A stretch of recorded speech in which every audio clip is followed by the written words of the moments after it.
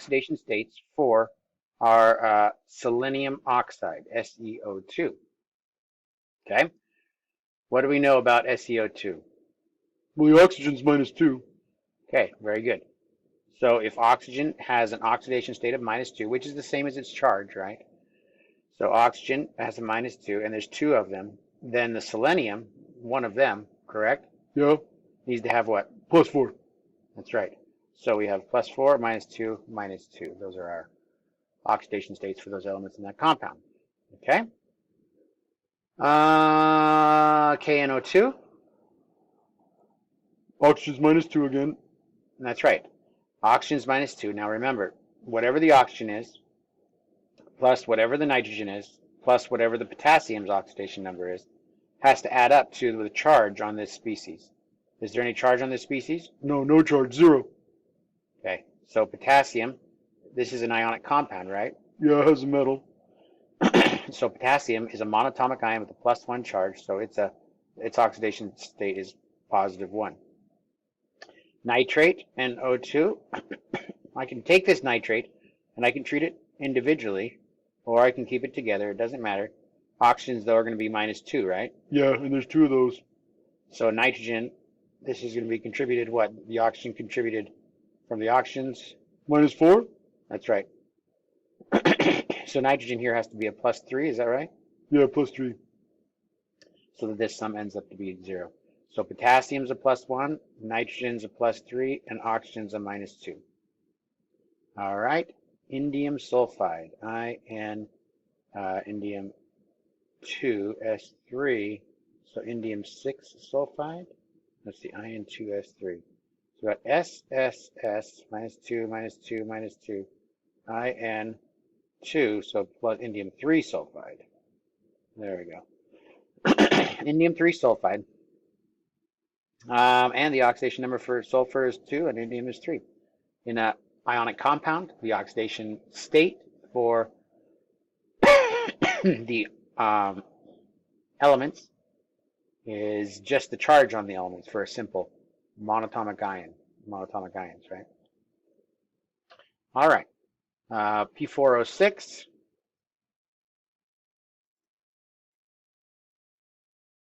Phosphorus and oxygen.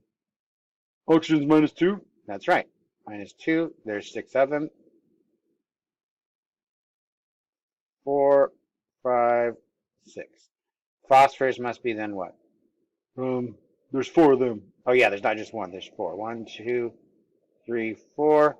This is a -12 from all of these oxygens, right? So something plus the -12 has to equal 0. +12. Yes, +12, but then that's going to be divided by those 4 phosphoruses, right? Oh, so +4? +3, right? Oh, yeah, 3 times 4. So +3.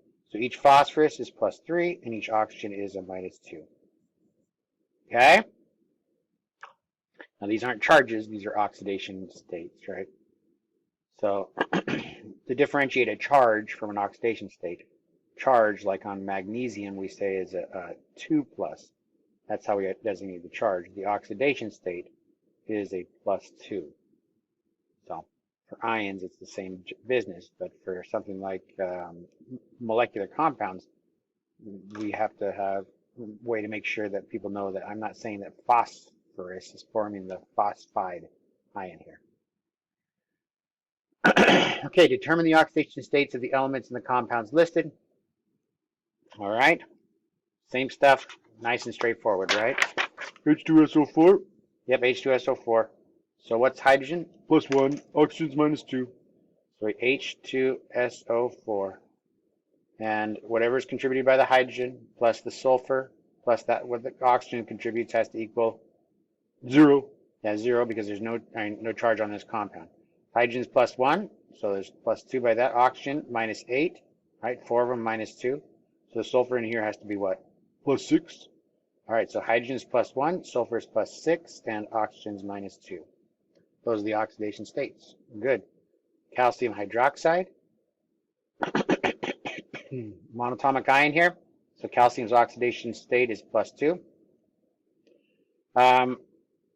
Sometimes this gets a little confusing, so if we just kind of take the hydroxide ion by itself without keeping the two of them, it doesn't make a difference if there's 2, 3, 4, however many there are, their oxidation numbers for the elements are the same. So if we take it separately like that, and then we know that oxygen's -2 and hydrogen's +1, all right. The sum of the oxidation state or oxidation contributions by the different elements has to add up to, in this case, what? 0? No, it's a -1, right? Oh, okay, just for the hydroxide ion. Yeah. So the oxygen's contribution plus the hydrogen contribution has to add up to -1. So oxygen's -2, hydrogen's +1, and that equals a -1. So for calcium hydroxide, calcium's +2, oxygen's -2, and hydrogen is a +1. All right, bromine hydroxide. These hydroxide ions are going to be the same. Oxygen's -2, hydrogen's +1. Oh no, this is a different species. Let's see here. Oh yeah, well, that's fine. That'll work. And then bromine has to be what? Does that have to be a +1? I think so, right? +1. So kind of a strange species there. And again, this +1 isn't an ionic charge; it's a oxidation state. CiNO2, oxygen -2. So its contribution from all the two oxygens is a -4. This has to add up to 0 because there's no charge on this. There's the nitrogen's contribution, there's the oxygens, there's the carbons. Sorry, nitrogen iodides and the carbons. Oh, that's not an I, that's an L. ClNO2. All right, so same scenario here. Oxygen -2. Chlorine is a, so this is the chlorine's oxidation contribution, nitrogen's and the oxygen. Chlorine is going to be a +1 here. And the nitrogen is going to be a +3. Okay, so nitrogen +3, each oxygen -2, and chlorine +1. Okay, titanium chloride. Titanium's +4, chlorine's -1. That's right, simple ionic compound. Sodium hydride. Hydrogen +1, sodium, oh no, what is it? Okay, so this is a scenario where hydrogen and sodium are together. So we have to remember our order of our rules, right? If we bring up our rules here, when there's a conflict, which we have here, we have a conflict because sodium is supposed to be +1 and hydrogen is supposed to be +1, right? But the sum of them have to add up to 0 here because there's no charge on this compound. So something has to give way, right? So we look at our order of rules and we see that group 1 metals are +1. That is higher in priority than the hydrogen being +1. So when they're combined, which one is going to bend the rule, the sodium or the hydrogen? It's the lower down, right? Yeah, the row that for the rule, that's lower down. Meaning this hydrogen here is going to be a -1 and the sodium is going to be a +1. Okay, good. 19. Classify the following as acid-base reactions or oxidation-reduction reactions. Okay, so the way we can tell whether it's an oxidation, a redox reaction, which is oxidation reduction, or an acid-base reaction. First of all, acid bases follow a pattern of this ABCD, metathesis reaction, right? Metathesis reaction, ADCB. Okay. Also, they don't change their oxidation numbers. The oxidation numbers of all the elements don't change in a simple acid-base reaction or metathesis reaction. They do change in a redox reaction, though. Okay. So we can look at the oxidation numbers on the left and on the right and see whether or not the oxidation numbers are changing. First one there, what do you think? I think that's acid and base because HCl is a strong acid. You're right. HCl is a strong acid there, so that one's going to be an acid and base. Also, we can see, if you look at the oxidation number here, sodium is a +1, sulfur is a -2, sulfur here is a -2, sodium here is a +1, right? They don't change. The oxidation numbers don't change. How about the second one here? That's HCl again, so is that an acid and a base? Well, let's look at the oxidation numbers. We have sodium, HCl. I'm not going to write down the coefficients, just not to cloud our minds. I mean, this isn't balanced, but we don't need it to look and check for oxidation numbers. But what's the oxidation number on sodium by itself? Is that a +1? No, remember, any element by itself is 0. Oh, yeah, okay, 0. So this is 0. Hydrogen, same thing, is 0. But now, the sodium here is a +1. This isn't an ionic compound. And here the hydrogen is a +1 as well. Chlorine is a -1. So we see that there's a change in oxidation state. So this is a redox reaction. Okay, C. What do you think there? That's a redox reaction as well. How can you tell? Magnesium starts with a 0 and goes to a +2. Very good. So C is a redox reaction because the oxidation numbers are different for the different elements as you go left to right. Chlorine starts off with a 0 and has a -1 here. How about this one here? There's another acid. I think that's got to be an acid base. Yes, that is an acid base. Magnesium has a +2 here and has a +2 here. All right. So the oxygen here has a -2 and -2 there. So just a simple metathesis reaction, no change in oxidation numbers. Acid-base reaction. Okay, this one here. Oxygen is by itself, so it's 0, and then it's -2 on the right. Right. Potassium here, +3. Phosphorus, -3. Wonder what phosphorus is in here. Oxygen goes from 0 to -2, though. So let's find out what the potassium here is. The phosphorus, sorry, and see if the phosphorus changes. Okay? What is it on the left again? K3P, that's +1 for the potassium, and -3 for the phosphorus. Okay. And then over on the right, this is for K3P, and when I go to K3PO4, what is everything? Oxygen's -2. Potassium is still +1. With phosphorus is, let's see, what is it? Well, this oxygen's 4 of them contribute to -8. Whoops. Plus whatever the phosphorus is, plus the 3 potassium, +3. So it becomes a +5, right? Yeah, +5.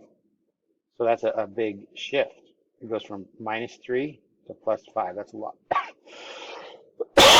A lot of electrons. A battery that use this chemical reaction might be pretty have a high energy density. All right, letter F there. Potassium hydroxide and phosphoric acid. That's acid base. Yep, that's acid base. Pretty straightforward. None of the oxidation numbers change. Okay, identify the atoms that are oxidized and reduced. The change in oxidation state for each and the oxidizing and reducing agents. Okay. So this first one here, what does magnesium start as on the left? It's 0. And what does it go to on the right? It goes to +2. Okay, +2. How about the nickel? On the left, it's +2. And chlorine is -1. And then over here? Chlorine's -1. And nickel is 0. All right, so magnesium went from 0 to +2. Is that an oxidation or a reduction? I can't remember how you remember that. Well, we have some mnemonic devices. Oil rig, oxidation is loss, reduction is gain. All right, so if you lose an electron, that's oxidation. Reduction is gain. Leo says GER, loss of electrons, oxidation, gain of electrons, reduction. Okay, so loss of electrons, oxidation, is magnesium losing or gaining electrons? It's losing it. That's right. +2 means that there's 2 fewer electrons, 2 more protons than there are electrons. So this one here is an oxidation. This one here is a reduction. And we want to also identify the oxidizing and reducing agents. If magnesium was oxidized, who oxidized it? It looks like the nickel.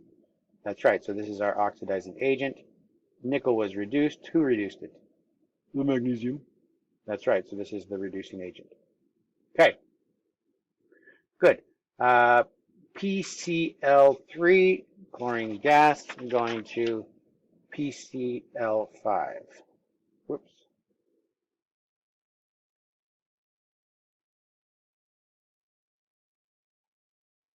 All right, so phosphorus here, plus 3, chlorine minus 1, phosphorus here, plus 5, chlorine minus 1,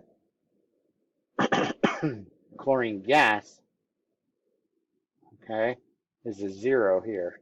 So the chlorine here is a 0, this chlorine is a minus 1, this is a plus 3, here it's a minus 1. But these zeros go to minus 1 over here. This phosphorus goes to a plus 5. So is the phosphorus oxidized or reduced? Oxidized. All right, so this is an oxidation. This is Reduction. all right, so this is the oxidizing agent or the reducing agent? Oxidizing agent. That's right, and this one here? Reducing agent. It reduced the chlorine. Okay, very good. All right, C2H4, ethylene gas, combusting with oxygen gas, form carbon dioxide and water. C2, H4, O2, CO2. You don't have to write the coefficients? The coefficients don't make a difference, right? If I have something like water here, and I say I have 2 hydrogens and 1 oxygen, the hydrogen is a plus 1 and the oxygen is a minus 2. Well, if I had 2 water molecules, then I would just have 4 hydrogens and 2 oxygens, and it would be the same, okay? So I'm not writing this to express balanced equation. I'm just writing it for us to easily look at those oxidation numbers. Hydrogen is plus 1, so it's plus 4 for each of those, and therefore carbon is a minus 2. So each hydrogen is a plus 1. Each carbon is a minus 2. Oxygen is 0 here. Here oxygen is minus 2. Here carbon is a plus 4. Here oxygen is a minus 2, and hydrogen is a plus 1. So hydrogen doesn't change, but carbon is what? Oxidized or reduced? Oxidized. And the oxygen? Reduced. So oxygen is the what? Reducing agent or the oxidizing agent? How can you tell? Well, remember, the carbon was, what did we say, oxidized or reduced? Oxidized. Oxidized. And who oxidized it? Oh, the oxygen. So the oxygen is the oxidizing agent. That's right. Oxygen was reduced. So therefore, that's the oxidizing agent. Carbon is the reducing agent. All right. Zinc, its oxidation state is 0. Hydrogen, plus 1. Oxygen, minus 2. Sulfur, let's see, if oxygen contributes a minus 8 and hydrogen contributes a plus 2, that means sulfur is a minus 6. And then over here on the right, we have sulfur, it's still a minus 6, but the hydrogen is going to 0, and the zinc is going to plus 2. So sulfur is not changing, but oxygen is not changing. Hydrogen is going from a plus to a 0, and zinc is going 0 to a plus 2. So zinc was what? Oxidized. Hydrogen. Reduced. Zinc was therefore the what? You mean like, oh, the reducing agent. That's right. Good.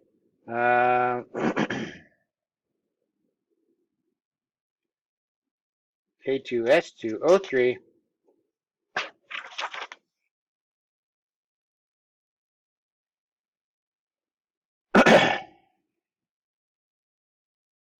Oxygen. Minus 2 each. Potassium here. Plus 1. So oxygen has a minus 6 altogether. Potassium has a plus 2 altogether. The sum of those plus whatever the sulfur is has to equal 0. So it's a plus 4. So each sulfur has a minus 2. Okay? And then over on the right, KS406. K2S406. Oxygen's a minus 2, so it's a minus 12 that was contributed.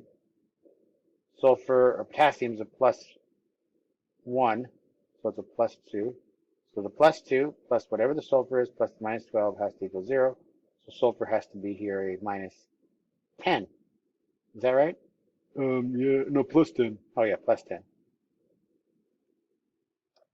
Let's see, minus 12 plus 2 plus 10. So what we see here is that the sulfur has a fractional oxidation state. It's going to be 10 divided by 4, right? 2.5. So each sulfur is a minus 2.5. And the result is sulfur was reduced. And what's our other thing? Oh, I2 over there. I ends up has a 0 on the left, but Ki has a minus 1. Iodine has a minus 1 on the right. So that was reduced. So this is our oxidizing agent. This here is our reducing agent. Okay. Copper and nitric acid. Copper is oxidized. Yeah, you can see it goes from 0 to +2 over here, right? Let's see what's reduced. Looks like the nitrogen. All right, so hydrogen, HNO3, we got O and -2, -6 total. Whatever the nitrogen is, plus the hydrogen is a +1. So if this has to be 0, what is the nitrogen? +5. +5. So nitrogen's a +5, hydrogen's a +1, copper's a 0. And then on the right, the nitrate ion is the same, so the nitrate's not changing, but the NO is different. NO, oxygen is a -2, and so nitrogen is a +2. Okay?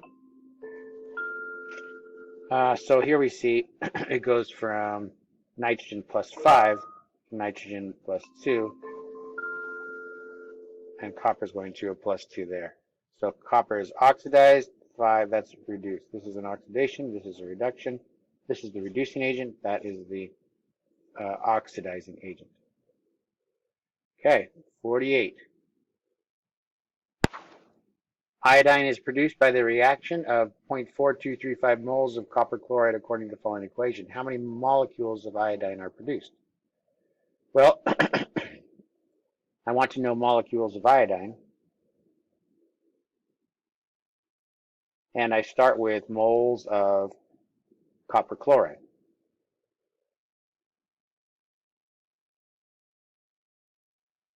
I can see the equation tells me how many moles of iodine will be produced for how many moles of copper chloride. You see that?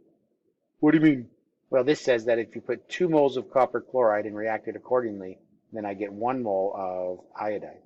So I'm in moles of copper chloride, so I can go from 2 moles of copper chloride, copper 2 chloride, to 1 mole of I2, iodine. Okay? And then I can go from moles of I2 to molecules of I2 with what?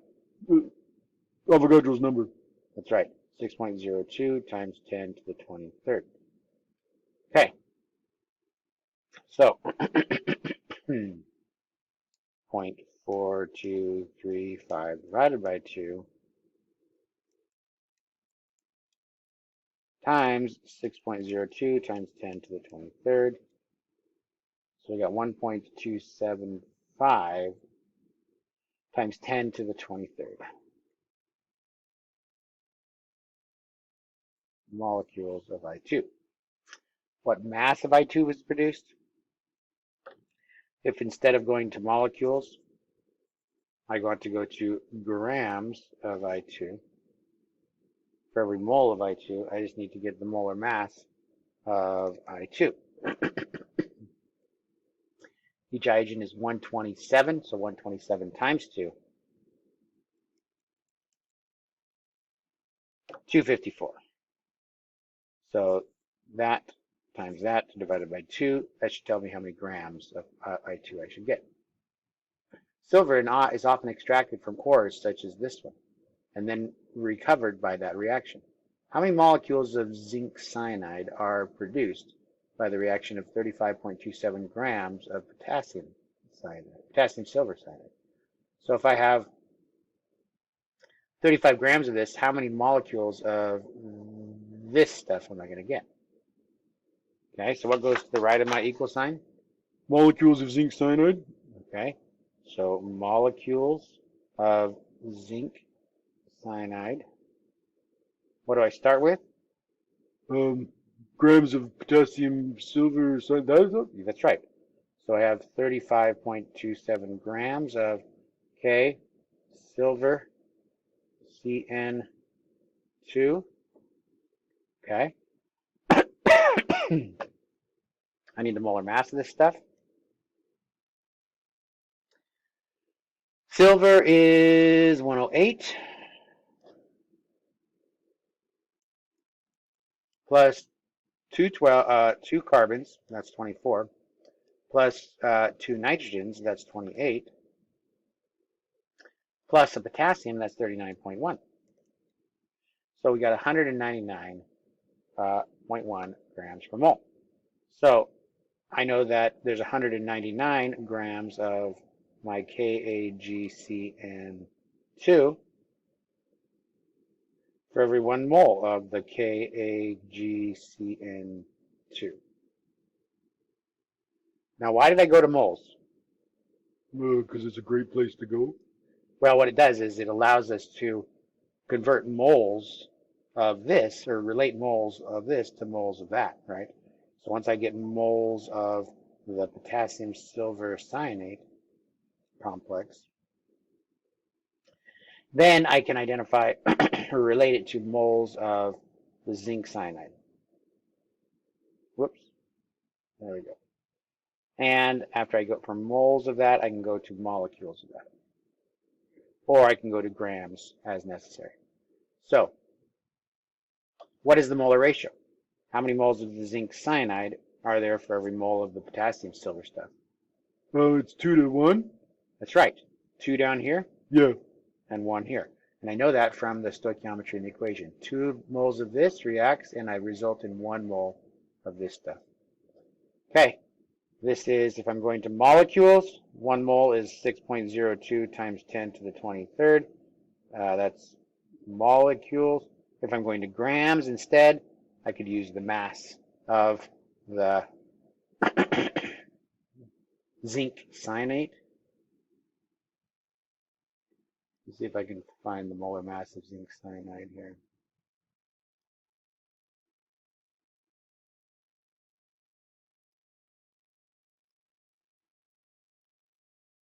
Molar mass of zinc cyanide? The molar mass of zinc cyanide is 117.44 grams per mole. That's how many grams there are per mole. So if I wanted to go to grams of the zinc cyanide, oops, ZnCN2,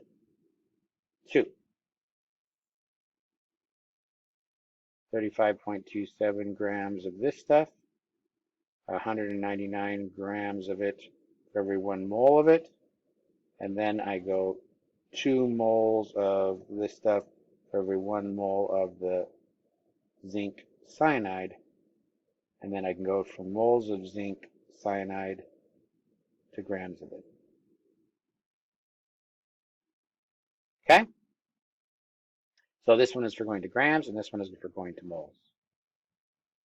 Okay, what mass of silver oxide is required to produce 25 grams of sulfadiazine from this reaction? Pretty cool question. I want 25 grams of silver sulfadiazine.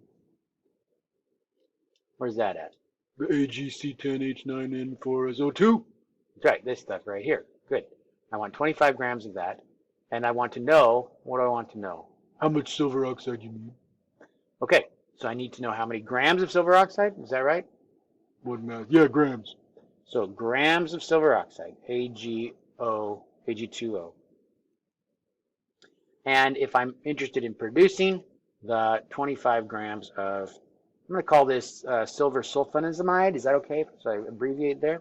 And I can go from grams of that to moles of that, and then moles of that to moles of silver oxide, and then moles of silver oxide to grams of the silver oxide. Okay, so this is the molar mass of that SS, silver sulfadazine, sulfadazine. Let's see if Google can do it. Molar mass of silver sulfadazine.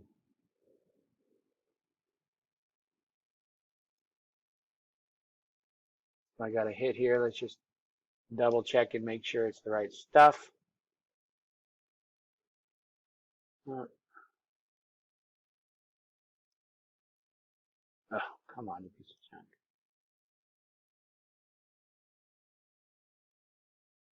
Okay, here we go. There's the chemical formula there. Is that right? C10H9N4O2SAG. Yeah. Okay. So the chemical formula here is 357.14. The chemical mass 357.14. So there's 357.14 grams for every mole. The molar ratio. 2 to 1 Where does the 2 go? on the SS. All right, 2 of these for every mole of that, right? I can see that in the stoichiometry. Every 1 mole of this that goes in or is required, I'm going to produce 2 moles of that stuff. So now I need to get the molar mass of the silver oxide. Molar mass of silver 1 oxide. The molar mass of silver oxide is 231.74 grams per mole. Okay, so 25 divided by my molar mass divided by 2 times my molar mass there. Should be my answer.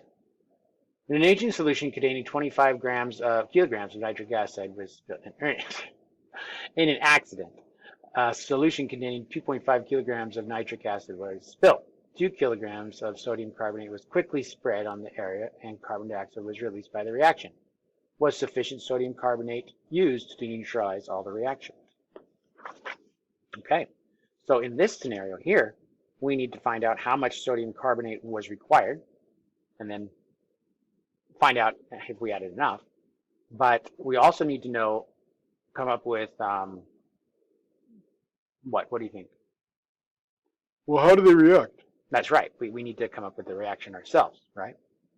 So we're reacting nitric acid. Apparently, we need to know the chemical formula for that, and that's HNO3. And it's going to combine with sodium carbonate, Na2CO3.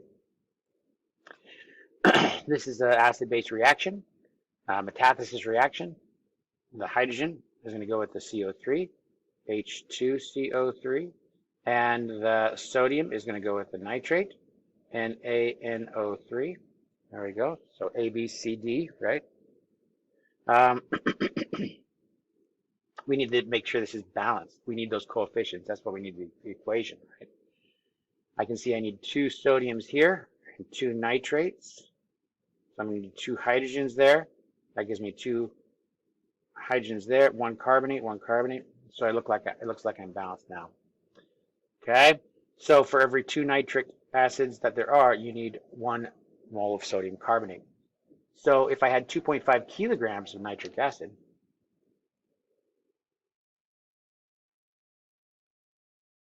and the question is what? How many grams of the sodium carbonate? That's right. How many kilograms of the, I just did kilograms because they were talking about 2 kilograms was quickly spread. Kilograms of Na2CO3. How many kilograms of sodium carbonate will I need to neutralize all this? I can go from kilograms of this stuff to grams, right? 1,000 grams for every kilogram. And then I can go from grams of HNO3 to moles of HNO3.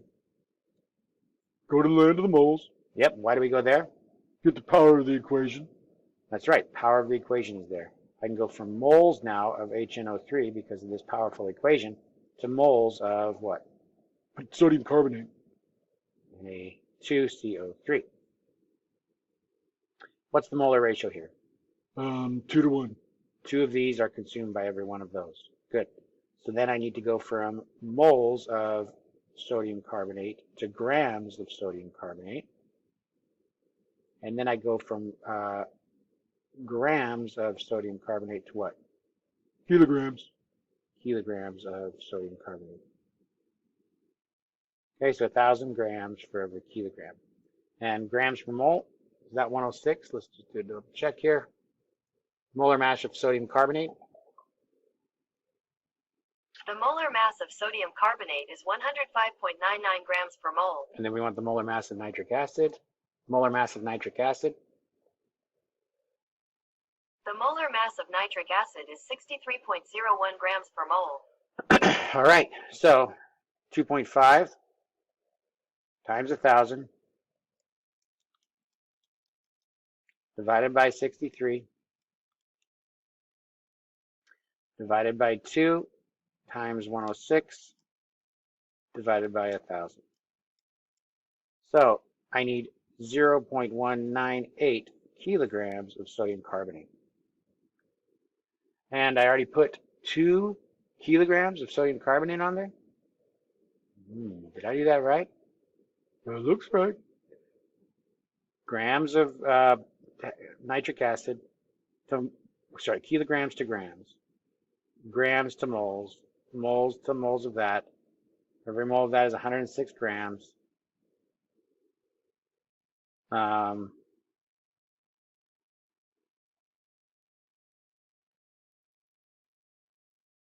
Something seems fishy here, because if I have 2.5 kilograms, did I do those right? Times 1,000 divided by 63 divided by 2 times 106. If I have 2.5 kilograms, 2.5 times 1,000 divided by 63, so that's 39 moles of nitric acid. And I had 2,000 divided by 106, 18 times 2, 37 moles. I must have done something wrong. Let's try that again. 2.5 times 1,000 divided by 63 divided by 2 times 106 divided by 1,000. Okay, yeah. So I don't know where I got 0.198. I guess I can go back up to the math and see what happened there.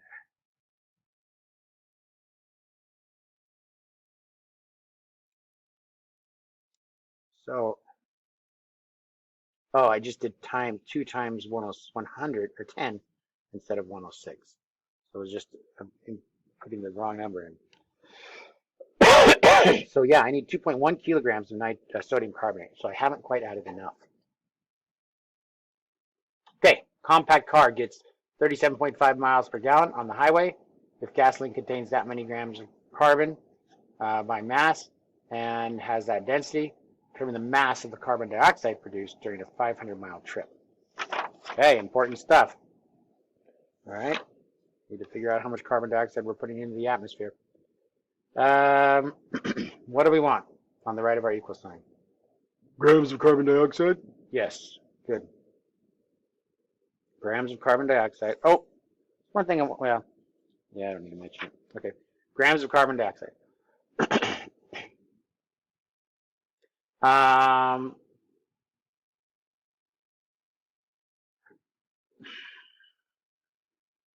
What mass of carbon dioxide is produced from a 500-mile trip? So 500-mile trip. We don't have a reaction. Yes, we need a reaction. All right. So if it's 84.2% carbon by mass, all right. So if our carbon from our gasoline goes into all going a 1-to-1 ratio to carbon dioxide, all the carbon that goes in comes out as carbon dioxide. So for every mole of carbon that goes in, there's 1 mole of carbon dioxide coming out. Oxidation reactions, carbon dioxide is the only product, well, I mean, if everything's working right, it's the only product where carbon is. Okay, so that's nice to know that we can go from a 1 mole of carbon for every 1 mole of carbon dioxide. 500-mile trip, 37 miles per gallon. So 37.5 miles for every 1 gallon of gasoline. And 1 gallon of gasoline is 3.785 liters. And the density, I'm going to go from liters to milliliters, 1,000 milliliters for every liter. The density is 1 milliliter is 0.8205 grams. And this is of gasoline. It's a gas. All right. So now I'm in grams of gas. And of those grams of gas, for every 100 grams of gas,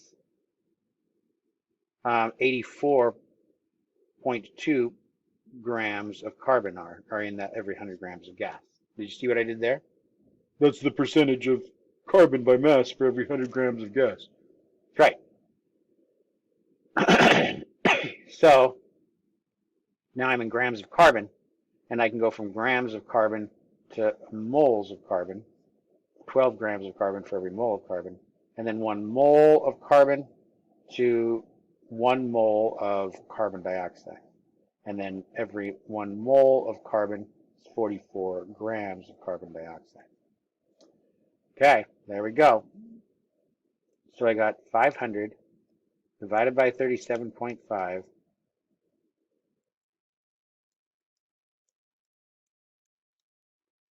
times what? 3.785 Then what? times 1,000 All right, times 0.8205 times 8. What is that one? that's 84.2%, right? Oh, 84.2. Okay, times 84.2 Divided by 12 divided by 12. times 44. Okay. Whoa, I'm going to divide that by 1,000 to get it into kilograms of carbon dioxide. So we got 1.27.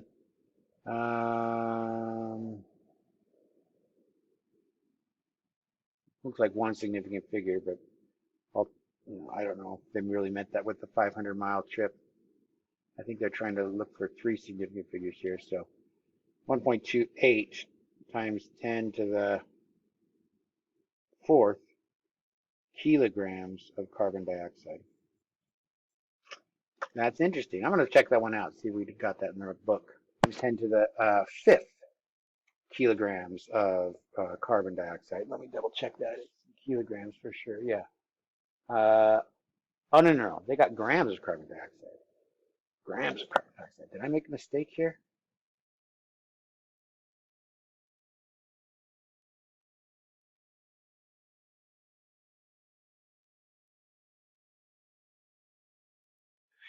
Let me try that again. 500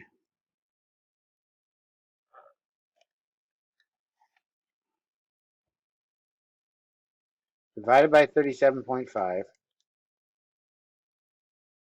times what? 3.785 Times 1,000 times 0.8205 times 84.2. Oh, I didn't divide by the 100 there, did I? I don't think so. I think that's right. Divided by the 100 there. Divided by 12 times 44. All right, there it is. And that's in grams. 1, 2, 3, 4, 5. So it's 1.28 times 10 to the minus 5. Okay, got me there. I have to pay attention. I have to make sure I include every number. All right, 56. What volume of that acid can be prepared from HCl produced by a reaction of 25 grams of sodium chloride with excess sulfuric acid? Okay. All right. What volume of 0.75 molar? So I want milliliters of the acid? Yeah, milliliters of that acid solution. HCl solution. Good. What am I starting with? 25 grams of sodium chloride. All right, so 25 grams of sodium chloride. Now, obviously, it depends on how much sulfuric acid I have, but they say I have excess. So, excess sulfuric acid. So all we have to do is worry about the sodium chloride. If I go from grams of sodium chloride to moles, is that good? It's always good to go to moles. Because after we go to moles, we can get the, is that 58.45 grams per every mole? we can get the power of the equation, right? I can go from moles of sodium chloride to moles of what? HCl. That's right. It's 1-to-1 ratio, right? Yeah. Every mole of NaCl that goes in, the coefficient here is 1, I get 1 mole of HCl out. Every mole of NaCl that goes in, I get 1 mole of HCl. All right. So, and I want milliliters of the HCl solution. So I'm in moles of HCl now, and the HCl solution that I want is 0.75 moles, 0.75 molar HCl. Okay?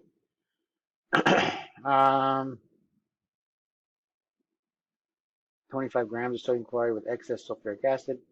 So I want, for every mole I have, I'm going to be able to make a liter, right? Or actually, for every 0.75 moles, I can get 1 liter of the solution that I want. And then for every liter of the solution, I get 1,000 milliliters of the solution. What volume? They didn't ask for milliliters, so maybe they're going to give us the answer in liters, but let's see here. 25 divided by 58.45 divided by 0.75 times 1,000. Okay, so I should be able to get about 573 significant figures, milliliters of my HCl solution. Okay, good. 57, what volume of that molar solution contains enough potassium iodide to react with the potassium nitrate in 43.88 milliliters of solution, or of a 0.3842 molar solution of copper nitrate. So, what goes to the right of our equal sign? We want to know the volume of that Ki solution. All right, good. So I want to do it in, they're talking about milliliters, so it's probably going to be milliliters. So milliliters of the Ki solution. Okay. And what do I start with? 43.88 milliliters of the other solution. Okay, so 43.88 milliliters of my, what is it? Copper nitrate. So Cn, is that okay if I just call it copper nitrate solution? Okay. So I'm going to go from milliliters of the copper nitrate solution to liters of the copper nitrate because I've got my answer, or got my information in terms of its concentration in molarity. 0.3842 moles of the copper nitrate for every 1 liter of the copper nitrate. All right. I knew I needed liters down here because I've converted this, I have milliliters up top, right? Now, if I had prepared this differently and I figured out that my units weren't working, I just start over and try again. Some people start with, well, I mean, in this one, there's probably not going to start with something wrong. But again, if you just start with something wrong and you can't get these values, you can just start over. Right? Usually in the end, what you have is it inverted. You could also invert it. You just take the inverse of it, 1 over whatever your answer is, and it should give you the answer. But now we're in moles of this copper nitrate.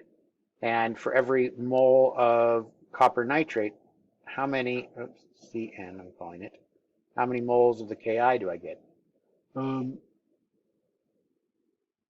It's how many are required, right?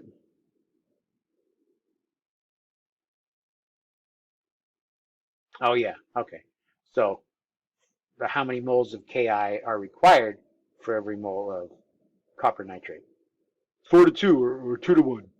All right, so for every 1 mole of copper nitrate, I need 2 moles of Ki. Is that right? Yeah, it was 4 to 2, but you can do 2 to 1. Okay, is that bothering you? Should I go 4 to 2? Yeah, that's better. All right, but you're right. I could have done 2 to 1 as well. All right, so now I have moles of potassium iodide solution, and the concentration of the potassium iodide solution is 0.2089 moles for every liter. And I want liters here. So that's moles of Ki, moles of potassium iodide. So for every mole of potassium iodide, there are, or no, for every 0. Which is the potassium iodide? It's the 0.2089. Okay.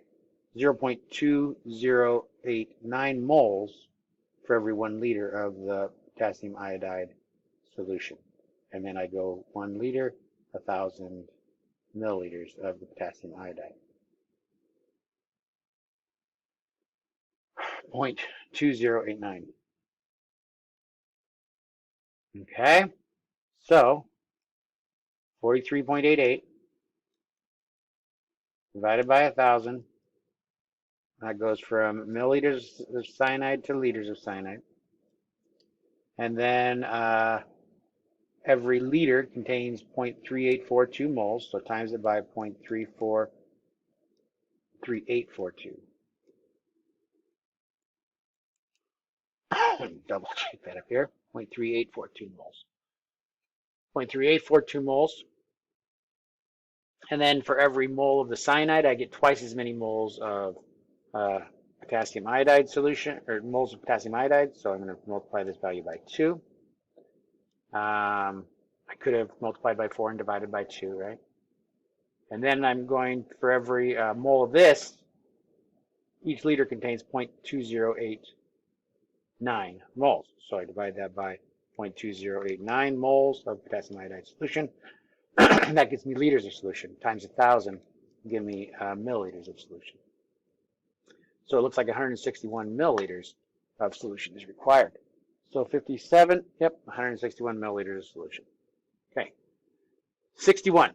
What is the limiting reactant in a reaction that produces sodium chloride from 8 grams of sodium and 8 grams of diatomic chlorine? So in this one here, we don't have a reaction, but we can figure it out, right? Yeah, it's just sodium and chlorine gas.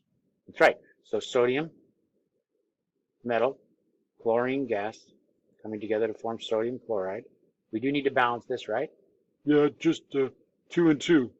2 sodium chlorides to get that and then 2 that. Yeah. Okay. Now, what's the limiting reaction with, we have 8 grams of each of these. What's going to run out? That's right. Now, there's a couple ways to approach this. We could say if I have 8 grams of this, how many grams of this am I going to produce?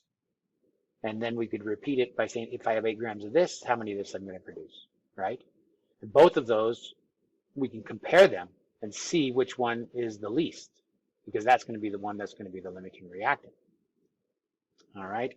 Another way to do it is to say if I have 8 grams of this, how many grams of this am I going to be required, right?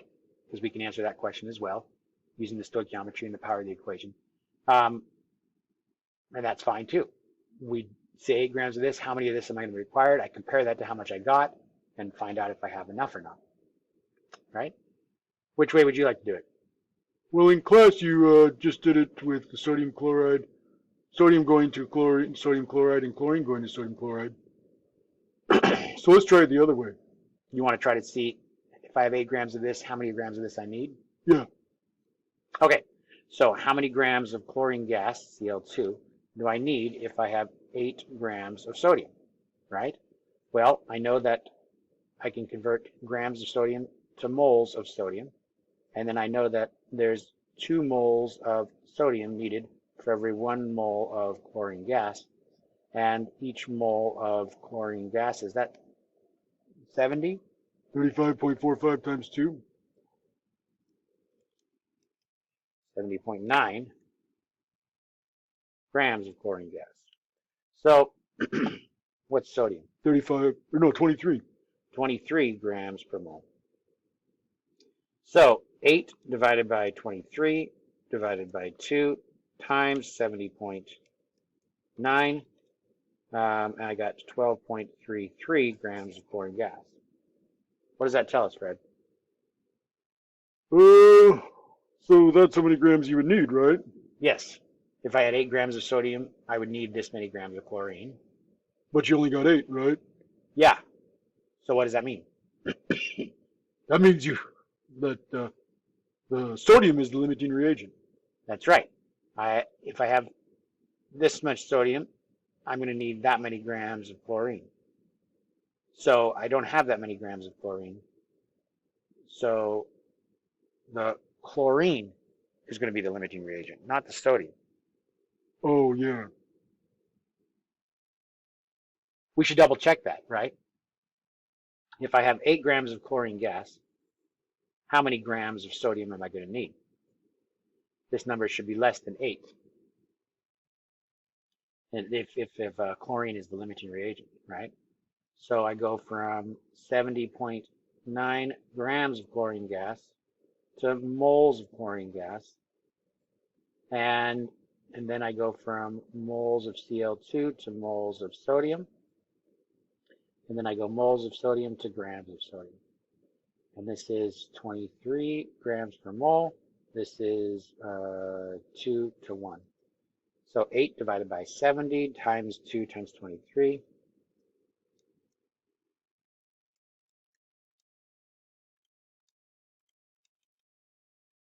Yeah, you only need 5.19.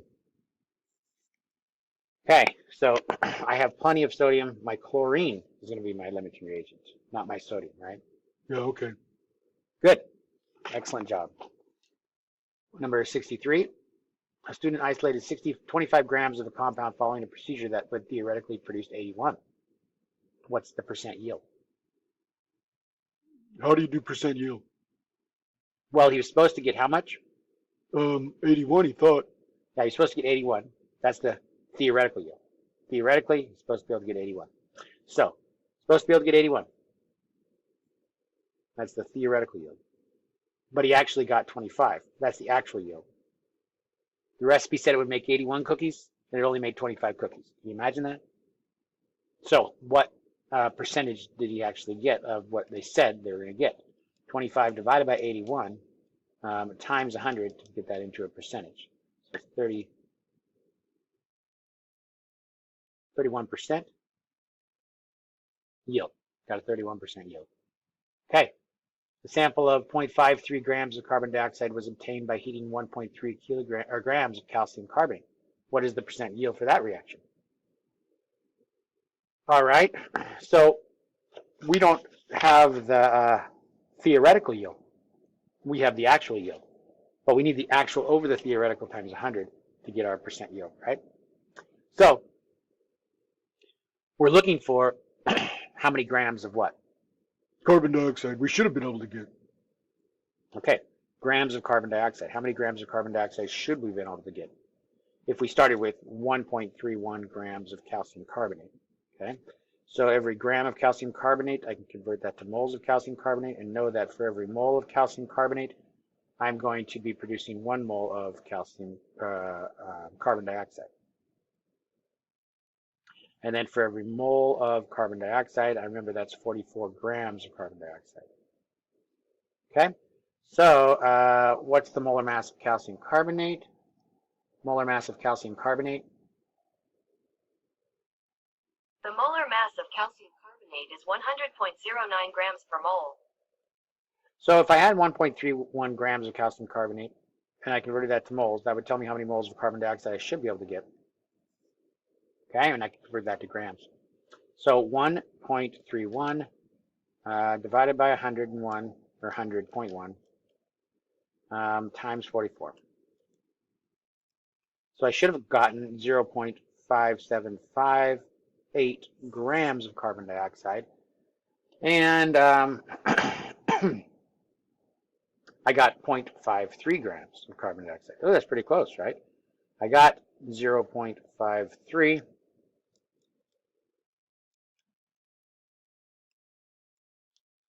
So I got 92% yield, right? Divided by my, so this is my actual yield, divided by my what? Theoretical yield. Times 100, right? Yeah. Right? So 92% yield. It's just two significant figures, right? How do you know just 2? Oh, because we just started with 0.53. Okay, yeah. All right, 67. Toluene is oxidized by air, carefully controlled conditions to benzoic acid, which is used to prepare the food preservative sodium benzoate. Okay? What is the percent yield of a reaction that converts 1 kilogram of toluene to 1.21 kilograms of benzoic acid? Okay, we're looking for the percent yield. We know what we got actually. We got 1.21 kilograms, and we want to know what theoretically how much we were supposed to be able to get. Okay? So if I had a gram, one kilogram, can I just go right to 1,000 grams of toluene? Okay. So kilogram of toluene, how many grams of benzoic acid should I have been able to get? Okay? Well, I know that for every gram of toluene, I can identify how many moles of toluene. And the relationship between moles of toluene and moles of benzoic acid is 1 to 1, right? 2 to 2. Yeah, 2 toluenes go in, 2 benzoic acids go out, but that's the same as 1 to 1, right? Yeah, okay. So now I go from moles of benzoic acid to grams of benzoic acid, and then I have to go from grams to kilograms. So 1 kilogram, 1,000 grams. All right, so 1,000, what's the molar mass of toluene? It's a good question, huh? Yeah, just asked. What's the molar mass of toluene? The molar mass of toluene is 92.14 grams per mole. All right, and the molar mass of benzoic acid? What's the molar mass of benzoic acid? The molar mass of benzoic acid is 122.12 grams per mole. So 1,000 divided by 92 times 122 divided by 1,000. So 1,000 divided by 1,000, it's just the 122 divided by the 92.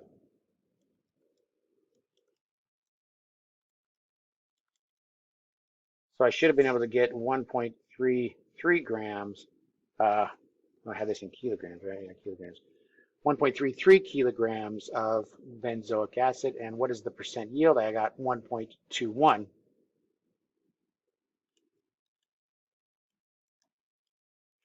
So I got a pretty good yield, 91.3%, 91% yield. Okay, good. Let me double check on that one. Yep, got it. All right, 68. In a laboratory experiment, the reaction of 3 moles of hydrogen with 2 moles of iodine produced 1 mole of HI. Determine the theoretical yield in grams and the percent yield for this reaction. Okay? They didn't even give us a chemical reaction. No, yeah, we got to figure this one out for ourselves, don't we? 3 moles of H2, 2 moles of I2. So H2 and I2 are combined together. H2 plus I2, and I'm producing HI. So that's not a big problem. Nice, got it balanced already, right? Okay. So 3 of these and 2 of these, and we want to know how many moles of this I should have been able to get. Can you see? I think it's 2. Oh, is it 4? I think you're right, it's 4. It might not be intuitive to everybody, and we might be relying on some faulty intuition. So let's clarify it for ourselves. All right. We need to know how many moles of HI we should have been able to get by putting in 3 moles of hydrogen gas. Now this is a limiting reagent problem because they gave us information for 2 of the reactants. So we also have to know how many moles of HI we would expect by just 2 moles of I2. For every mole of H2, we should get 2 moles of HI. So this can be 6 moles theoretically if we used all 3 moles of those. But I think this is going to be the limiting reagent, right? Yeah. So for every mole of I2, I can get 2 moles of HI. Therefore, 4 moles of HI are all I can expect. So I did the reaction. I only got 1 mole of HI. What's my theoretical yield? 1 over 4. So 1 mole of HI, that's my actual yield, over 4 moles of HI, that's my theoretical yield, times 100. Looks like 25%, right? Yeah, 1.25 and then times 100. So, good. Okay, outline the steps to determine the limiting reagent when 30 grams of propane burn with 75 grams of oxygen. Okay, so if I have 30 grams of propane and 75 grams of oxygen, which one is the limiting reagent? Well, we did it where we compared the requirements by saying if I have this much propane, how much oxygen am I going to need? Can we do this time how much carbon dioxide I'll produce based on how much propane I have? Propane, C3H, you can look this up, what the chemical formula for propane is, but it's C3H8. And then I'm going to go from grams of propane, 30, and I need here grams of carbon dioxide.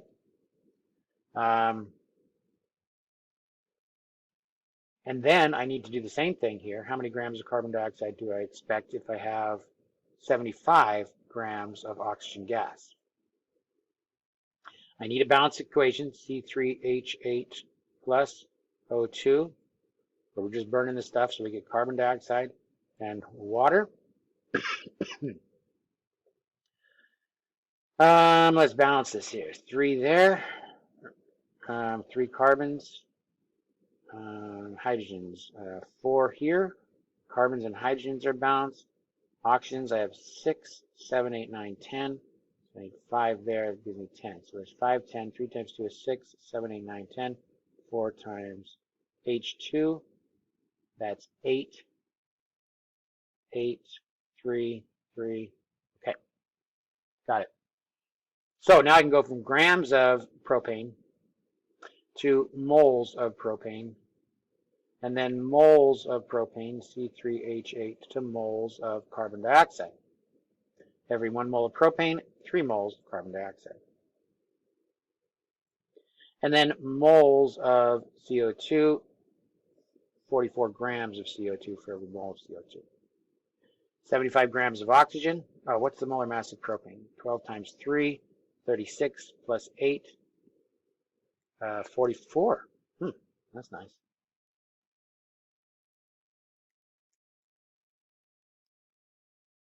So the 44 is canceled there, and I have 30 times 3, which is 90 grams of carbon dioxide there. 75 grams of oxygen gas, 32 grams of oxygen gas for every 1 mole of oxygen gas, and the relationship is 5 to 3. So 5 moles of oxygen gas create 3 moles of carbon dioxide, and then for every 1 mole of carbon dioxide, I make 44 grams of carbon dioxide. So what? You want to talk me through this one, Fred? 75 divided by 32 times 3 divided by 5 times 44. 75 divided by what? 32 gets you into moles times 3 divided by 5 That gives me from moles of oxygen to moles of carbon dioxide times 44. times 44 to get to grams. I got 61.875 grams of carbon dioxide. This, when we do it this way, the grams of carbon dioxide that we could produce, theoretically from this, right, that is compared to the grams that we could get from the grams of oxygen. And we see that which one is going to give us the least amount? The oxygen. And that's how we can identify that the oxygen here is the limiting reagent. If I want more carbon dioxide, I need more of this. All right, I'm going to need more of this. I can't get the 90 grams out because I'm limited by the oxygen. Okay, good. Outline the steps needed to determine the limiting reactant when a half a mole of chromium, 0.75 moles of phosphoric acid will react according to the following chemical equation. All right.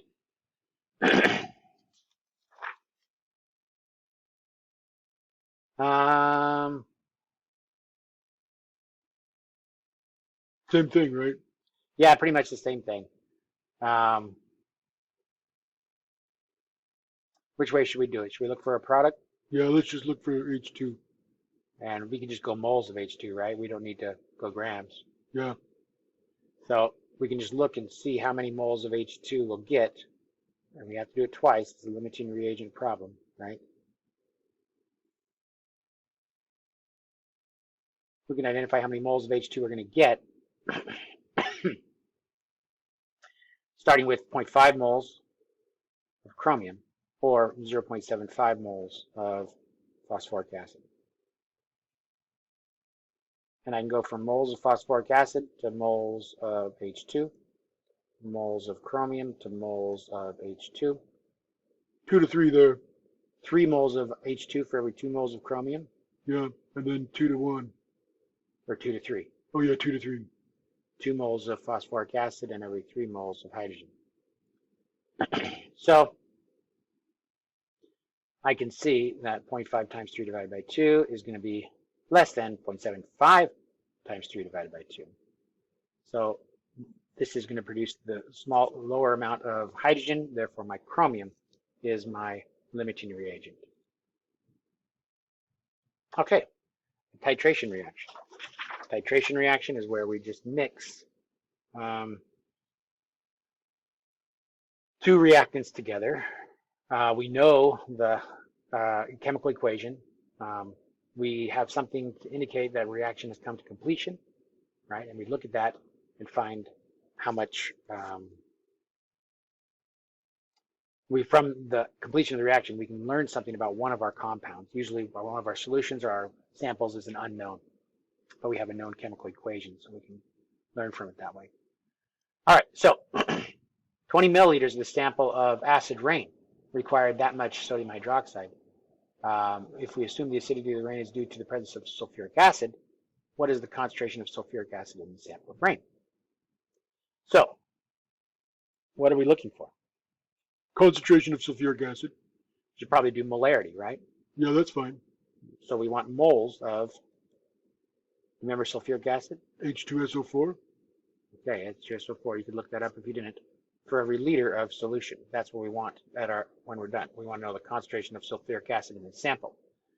20 milliliters of the sample. I'm going to start there. I'm going to put in 0.02 liters of the sample. Is that okay? Okay. And that's the acid rain sample. And it required 1.78 milliliters of the sodium hydroxide. So the acid rain, this is how many liters of the acid rain solution. I think I started off wrong. How do you know? Because see, we want this is the solution here, and we want liters of solution down on the bottom. And I started with it at the top. So I'm not going to start with that liters of acid rain. I'll start with my liters of my sodium hydroxide. Okay. So how many liters of sodium hydroxide? 1.7. Well, 1.7 is milliliters, right? Oh yeah, okay. So 0.0017? 0.0017 liters of my sodium hydroxide. Now I'll go from liters of sodium hydroxide to moles of sodium hydroxide with the molarity. And then I can go from moles of sodium hydroxide to moles of H2SO4 with my equation. Oh, they didn't give me an equation? Oh, they didn't? That's a shame. I have to get the equation. Sodium hydroxide plus H2SO4. This is pretty easy, though. It's a metathesis reaction, right? What are our products? Sodium sulfide. Na2SO4. And H2O. Okay, water. I do need to have this balanced. So there, it looks like I got it balanced. So for every 2 moles of sodium hydroxide, there's 1 mole of sulfuric acid. And then I put down here the liters of my solution of the rain, which is 0.02 liters of my acid rain solution. And this is how many moles of H2SO4 there were in every liter of the acid rain solution. All right, there we got it. 0.017. What's the molarity of the sodium hydroxide? 0.0811. Okay, so 0.0811 moles for every liter. So 0.0017 times 0.0811 divided by 2 divided by 0.02 should be my molarity, like 0.003.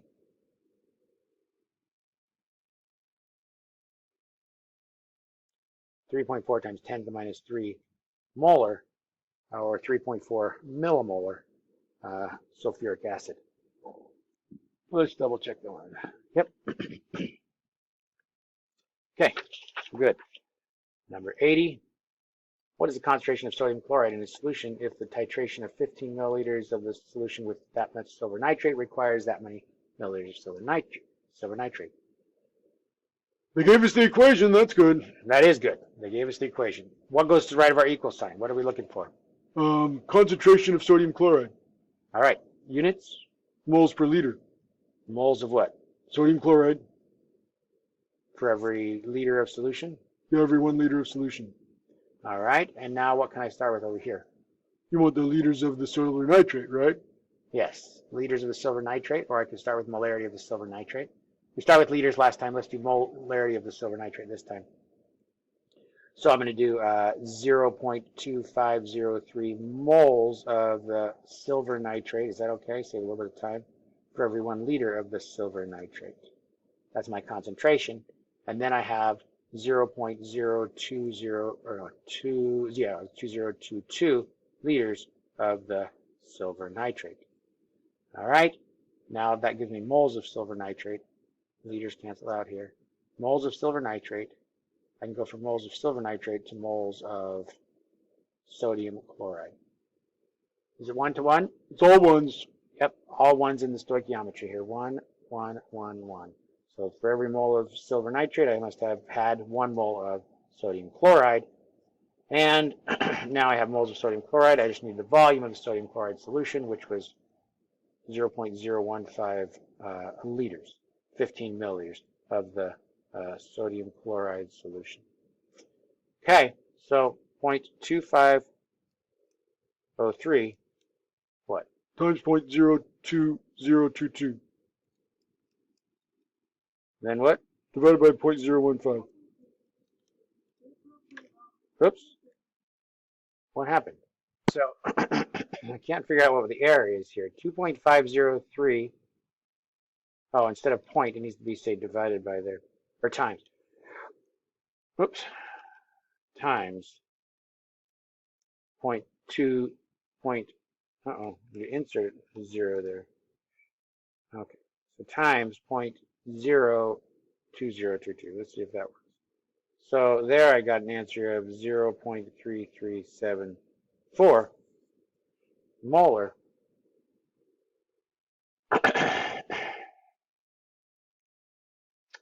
Let's double check that we did this right. This is how many moles of silver nitrate. This is how many liters of silver nitrate. So multiplying those together, this is the molarity, sorry, this is the molarity per liter. So multiply those together will give me moles. That's the moles of sodium chloride, and then divided by 0.015. So just, yeah, those two numbers divided by each other, or times each other, divided by 0.015, yeah. Okay, very good. 87, what volume of that acid is required to react with that many grams of hydrogen carbonate, sodium bicarbonate, NaHCO3. Okay.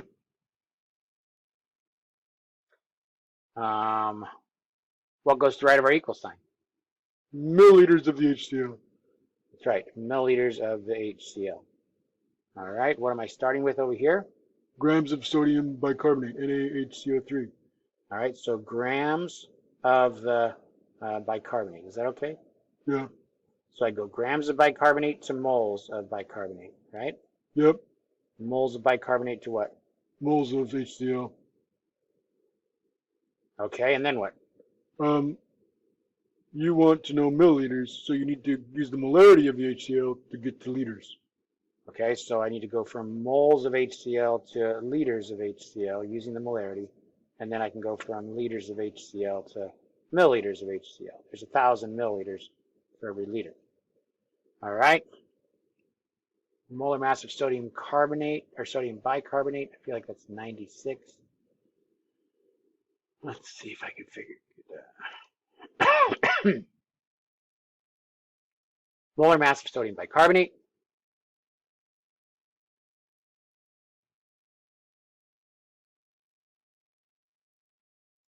Molar mass of sodium bicarbonate. The molar mass of baking soda is 84.01 grams per mole. All right, and what's the molar ratio? Just 1 to 1. That's nice. You saw that up here in the equation, right? Yeah. And then the concentration of the acid? 0.6. Okay, so 2.5 divided by 84 gives me moles of the sodium bicarbonate, which is the same as the moles of HCl. It's a 1-to-1 ratio. Divided by what? 0.6. Because that's how many moles there are per liter. Now I'm in liters of HCl times 1,000 gives me milliliters. So about 50 milliliters of the HCl. Number 87. Double check there. Yeah, 49.6. Okay. 88. What volume of acid there is required to react with that much hydrogen phosphate? We got a chemical reaction. Stoichiometry is provided. That's nice. Less thinking for us. What do I want to the right of my equal sign? Volume of acid. Milliliters, okay? Yeah, that's okay. And what am I starting with? Potassium hydrogen phosphate. So can I just call it the pH, potassium hydrogen phosphate? Okay. 0.2352. Yeah, grams. Now I want to go from grams of pH to moles of it. And then I go moles of that to moles of the nitric acid. Yeah, is that a 2 to 1? Is it? Yeah, 2 to 1. So 2 of what? The nitric acid. 2 here and 1 there. I know that because of the stoichiometry. 2 for every 1, right? All right, and then I can go from moles of the nitric acid to liters of the nitric acid with the molarity. And then I can go liters of HNO3 to milliliters of HNO3, 1,000 milliliters for every liter. Moles of HNO3 for every liter. What's the molarity? 0.08892.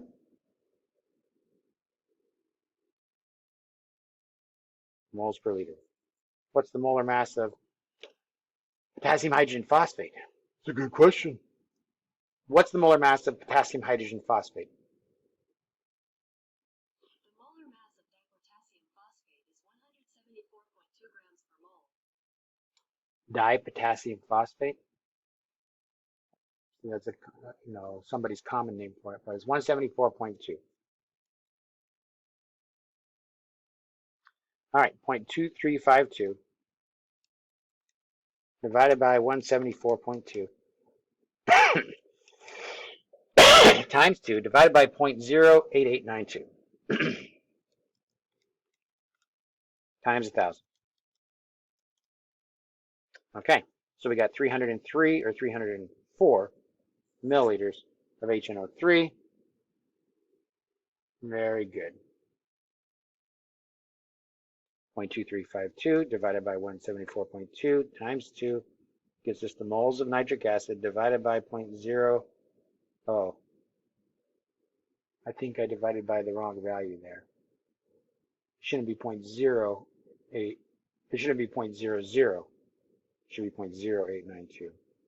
So it's actually going to be 30.3. Or 30.4 milliliters. Okay, see that? Oh, yeah, I see that. Should have divided by 0.08892, not 0.00. So you get for being sloppy. Okay. What mass of calcium hydroxide will react with 25 grams of butanoic acid? They gave us an equation. Hooray! Hooray, hooray, hooray, it's wonderful. And the last problem. Hooray, hooray, what a wonderful day. I love this day, I love this day. That's right. What mass of calcium hydroxide will react with 25 grams of butanoic acid? What goes to the right of our equal sign? Grams of calcium hydroxide. You know the chemical formula. We do know that. We've studied it a lot. 25 grams of butanoic acid. Grams to moles. Moles to moles. Moles of what? Butanoic acid to calcium hydroxide. Okay, what's the ratio there? 1-to-1? Is it? Well, the problem is it doesn't look like the equation that's written up there is balanced. What do you mean? Well, it says 2 calciums for every one of those things, but it says there's 2 of those things. What's going on here? So, one of these plus calcium hydroxide yields 2 of these and 2 waters?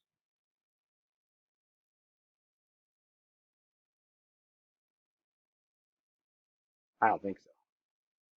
I only have 1 calcium on the left. I can't have 2 on the right all of a sudden.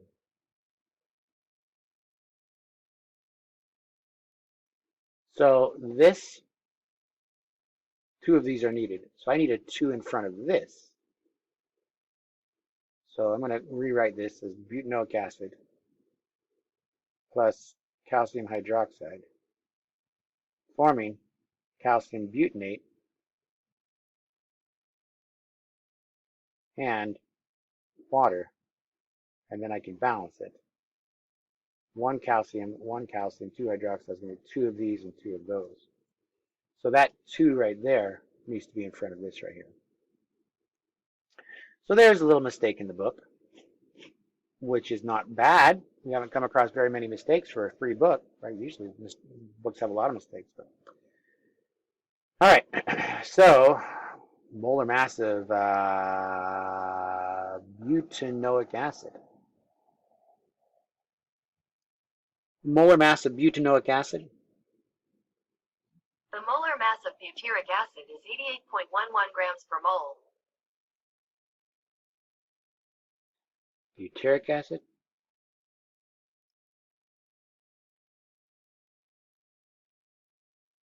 Okay, let's see. I'm trying to double check here. Yeah. That's butanoic. Is butyric acid butanoic acid? Butyric acid. Butyric.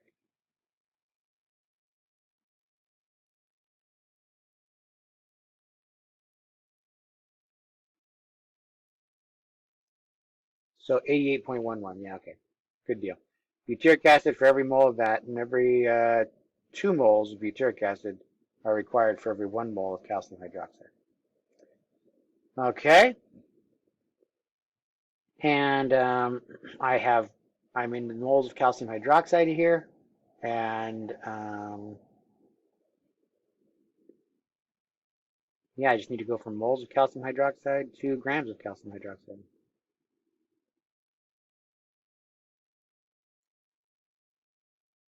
To the molar mass of calcium hydroxide.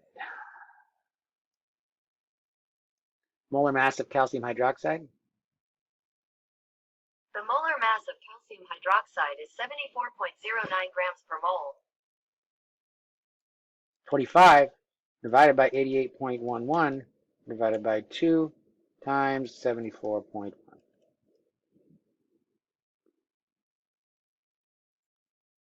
Okay, 10.51 grams of calcium hydroxide required for that many grams of butanoic acid. Did I do it right? I think so. Great job, Fred. Well, thank you very much. Okay, we finished the homework. See you later.